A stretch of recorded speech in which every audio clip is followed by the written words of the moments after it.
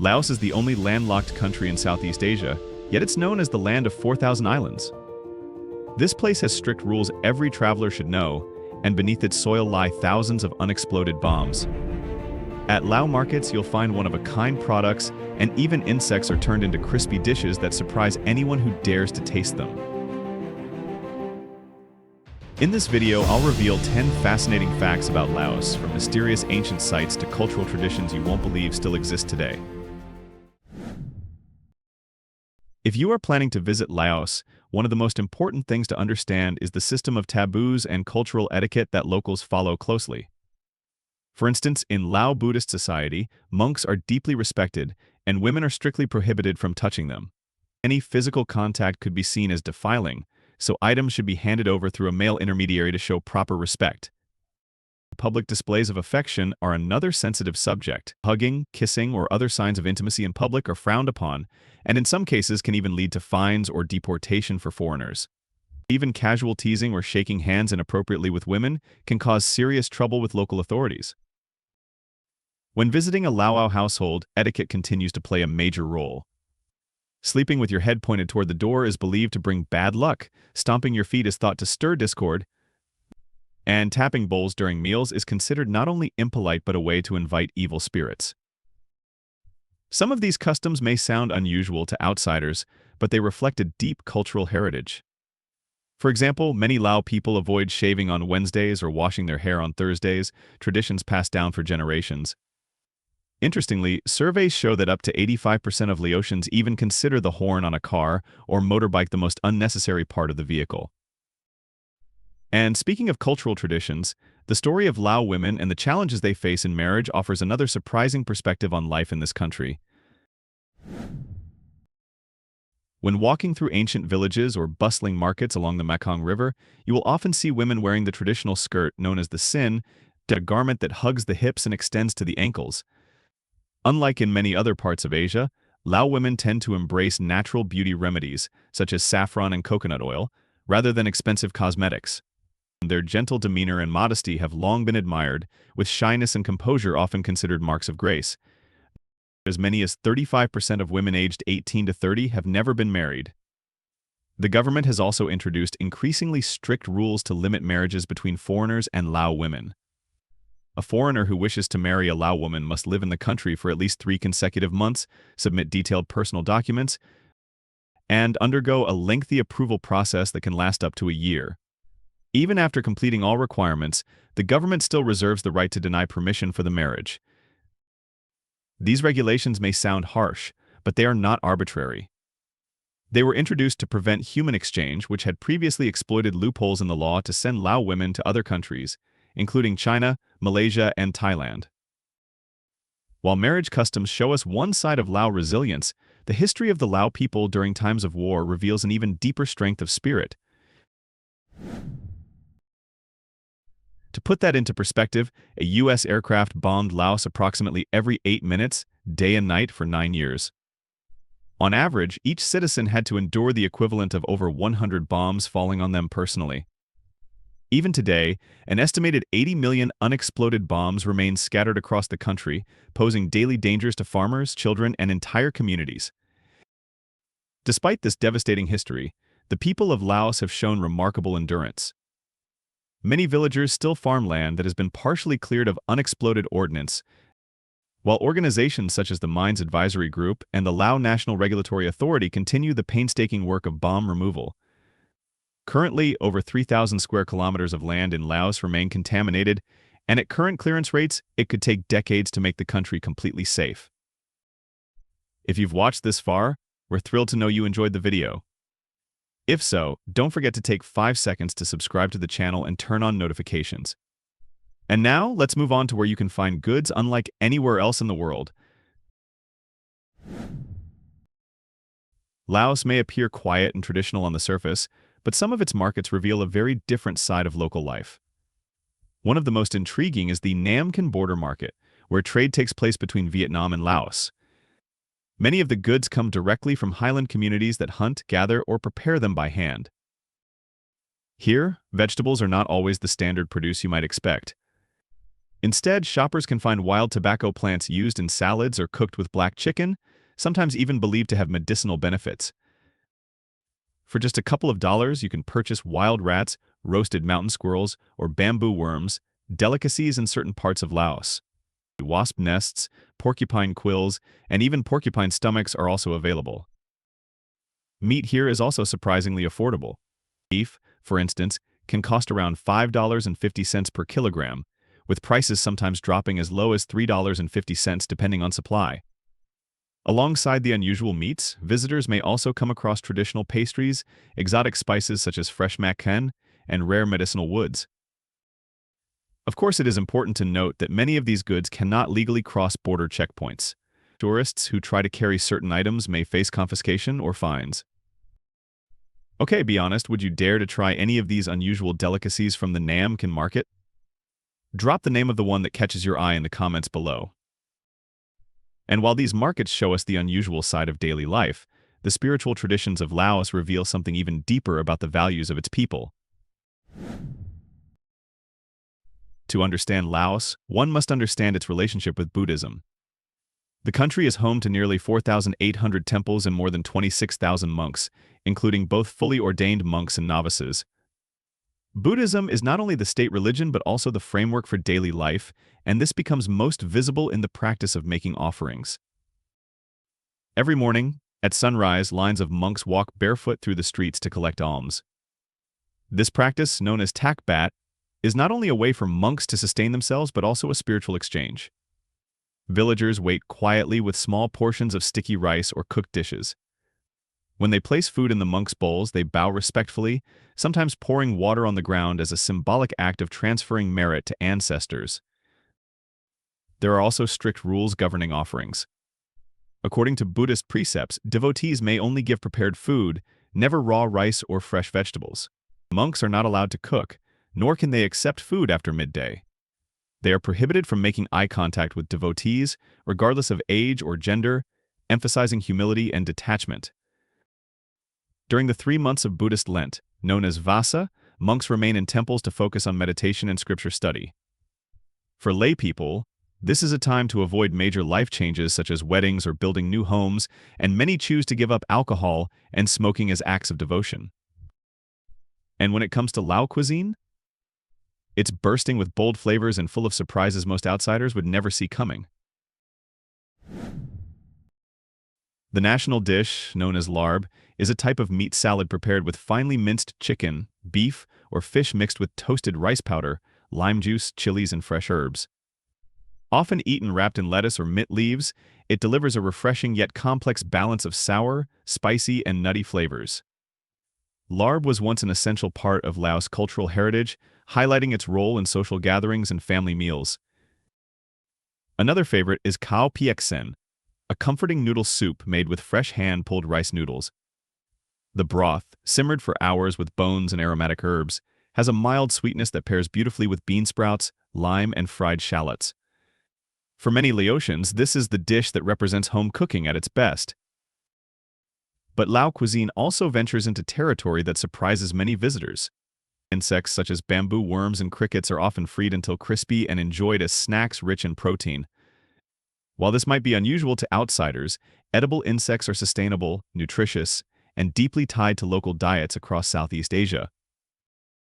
Then there is the more adventurous buffalo blood soup, made from fresh buffalo blood mixed with spices like turmeric, ginger, and chili. Its intense flavor and striking red appearance may be challenging for foreigners, but it remains a traditional dish in rural areas. Perhaps the most iconic dish of all is tam mak hung, better known as green papaya salad. Shredded papaya is mixed with chili, garlic, fish sauce, and palm sugar, creating a flavor that is sweet, sour, spicy, and crunchy all at once. Paired with sticky rice or grilled meat, it is not only a beloved food but a cultural symbol of hospitality and community. But there's one food and drink duo that defines Laos. Ready to see it? Sticky rice is more than just a staple in Laos, it is the foundation of nearly every meal. The average Laotian consumes about 171 kilograms of sticky rice per year, the highest per capita consumption in the world. Families steam it in bamboo baskets, eat it with their hands, and serve it alongside nearly every dish from grilled meats to spicy papaya salad. For Lao people, eating sticky rice is not just about nourishment, it is about identity. They even call themselves Luk Kao Niao, which means children of sticky rice. But sticky rice is not the only thing uniting Lao tables. Beer Lao, the country's national beer, has become a cultural icon. Brewed with German hops and yeast, Beer Lao stands out because it incorporates locally grown jasmine rice, which gives it a delicate aroma and smooth finish. International publications such as CNN Travel and BBC Travel have even described it as one of the best beers in the world, while Time magazine once ranked it among Asia's most beloved beverages. The combination of sticky rice and Beer Lao defines many social gatherings. Whether it is a village festival, a family celebration, or a casual evening by the Mekong River, it is common to see people eating grilled meat, scooping sticky rice by hand, and toasting with bottles of Beer Lao. What surprises many visitors is how early drinking habits start in Laos. While stories of young people sipping beer are often exaggerated, social tolerance of alcohol is much more relaxed than in many other countries. Beer Lao has also become a source of national pride abroad. It is now exported to around 20 countries, including the United States, the United Kingdom, and Australia. For a relatively small nation, this success has turned Beer Lao into both an economic asset and a cultural ambassador, symbolizing Laos's ability to preserve tradition while also reaching the global stage. Food brings people together, but Laos takes celebration to a whole new level.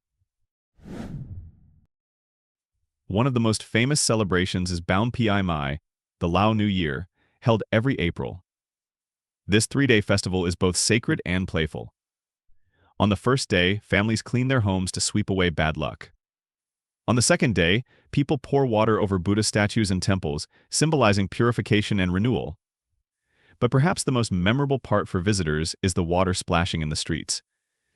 Much like Thailand's Songkran, locals joyfully drench each other with buckets, hoses, and water guns. Beyond the fun, the act carries deep meaning. It washes away misfortune and invites blessings for the new year. Another remarkable event is the Elephant Festival in Sayaburi Province.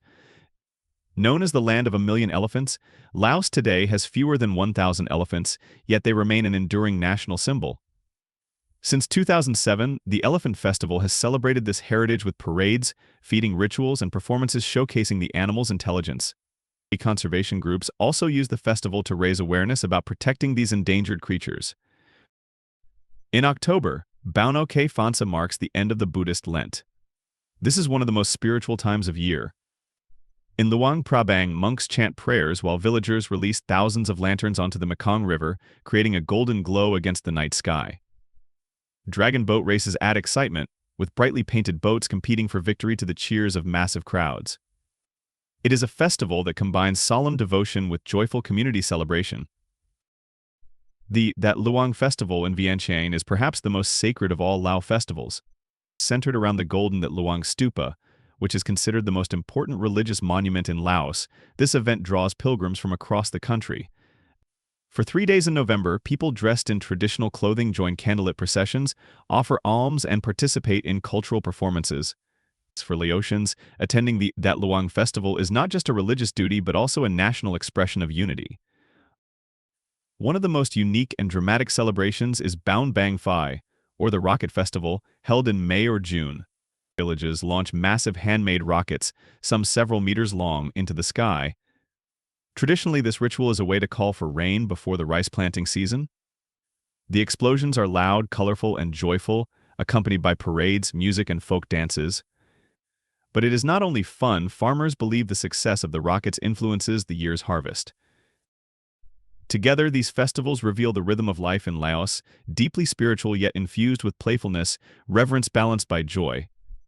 For travelers, timing a visit to coincide with one of these celebrations is one of the best ways to experience the warmth, hospitality, and cultural richness of the Lao people. Laos is a land full of mystery, and perhaps nothing embodies this more than the Plain of Jars, one of the country's most enigmatic archaeological sites. Located in Chiangkhong Province, this UNESCO World Heritage Site features thousands of giant stone jars scattered across the landscape. Some jars are only a meter tall, while others reach up to 3.5 meters and weigh several tons. What puzzles archaeologists is not just their sheer size but their purpose and origin. The jars are estimated to date back at least 2,500 years. Some researchers believe they were used as funerary urns, as burial goods have been discovered nearby. Others suggest they stored water during the dry season, while another theory is that they held rice wine for victory celebrations in ancient kingdoms. What adds to the mystery is that most jars have no lids, and it remains unclear how they were transported to the plateau. Theories abound, but no definitive answer has been found, keeping the site shrouded in intrigue. Today, 3 major jar sites are open to visitors around Viengxay town, with more than 400 jars accessible. Yet many areas remain off-limits due to the presence of unexploded ordnance left over from the U.S. bombing campaign in the 1960s and 70s. Equally fascinating are the Viengxay caves in Hualien province. This massive system of nearly 500 limestone caves became the base of the Pathet Lao revolutionary forces during the Vietnam War era. From 1964 to 1973, as U.S. bombs rained across Laos, an estimated 23,000 people lived inside these caves. They built a hidden city underground, complete with schools, hospitals, markets, bakeries, and even a theater. Walking through the caves today, visitors can see command centers, meeting halls, and living quarters that were once bustling with life. Audio tours recount stories of resilience, describing how families only left the caves at night to tend fields under cover of darkness. The Viengxay caves are not only a historical site but also a monument to the endurance of the Lao people in the face of relentless adversity. What makes both the Plain of Jars and the Viengxay caves so compelling is the way they connect different layers of Lao history. One site reaches back into the prehistoric past with mysteries still unsolved, while the other represents recent struggles that shaped modern Laos. Together, they tell a story of a country that has endured, adapted, and preserved its identity despite challenges spanning millennia. Along with its temples and serene landscapes, Laos also carries a more complicated legacy, the Golden Triangle. This term refers to the mountainous border region where Laos meets Myanmar and Thailand, at the confluence of the Mekong and Rook rivers. For decades, this remote area was one of the world's largest producers of illicit crops and illegal substances.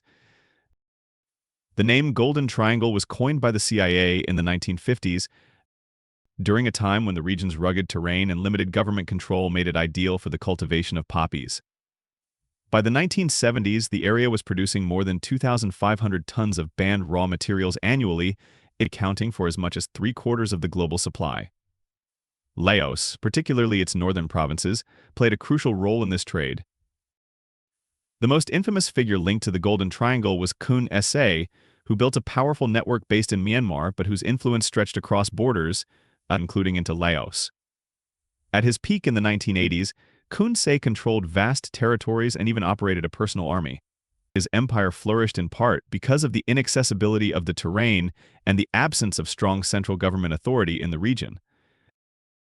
By the 1990s, however, governments in Laos, Thailand, and Myanmar began coordinated efforts to suppress the illicit trade.